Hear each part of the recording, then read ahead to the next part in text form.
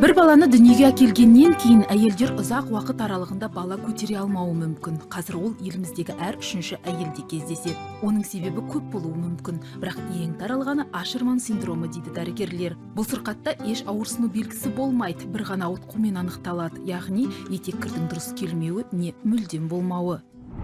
Спайка пайда болған кезде біз көбінде қыз-келіншектер білмейді, оған мән бермейді, ол ауру сезім ешқандай білдірмейді.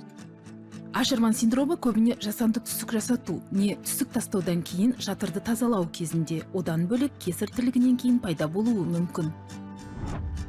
В данном случае на 5-6 этаже Қазір бізде 5-6 қабатта оталар жүріп жатыр. Ол үшін біз арнайы жатыршылық патологиясы бар әйелдерді таңдап алдық.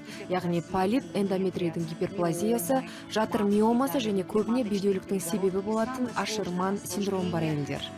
Иә, бұған шалдыққан 90% әйелге бедеулік диагнозы қойылады екен, өйткені дерт салдарынан зақым алған жатыр қабаттары бір-біріне жабысып қалады да ұрық жолын бітеп тастайды, ал оның емі тек гистероскопия. при помощи эндоскопической Гистероскопия әдісінің арқасында жатыр қуысы толық қалпына келіп, ұрықты қабылдау қабілеті қайта орнайды. Емделуші еш кедергісіз бала көтере алады. Бұл ота түріне жаңа әдістер жиі қолданылады дейді мамандар. Шетел медицинасымен тәжірибе алмасу да үздіксіз жүреді екен. Мен бұл елде 4 ота жасадым. Соның барлығында өзімнің жеке әдісімді қолдандым. Дегенмен дәрігерлерге айтатыным, жатырды тазалаған, тексерген кезде барынша абай болсаңыздар. Арнайы гель қолдансаңыздар да болады. Бұл қандай да бір жарақаттың пайда болуынан сақтайды.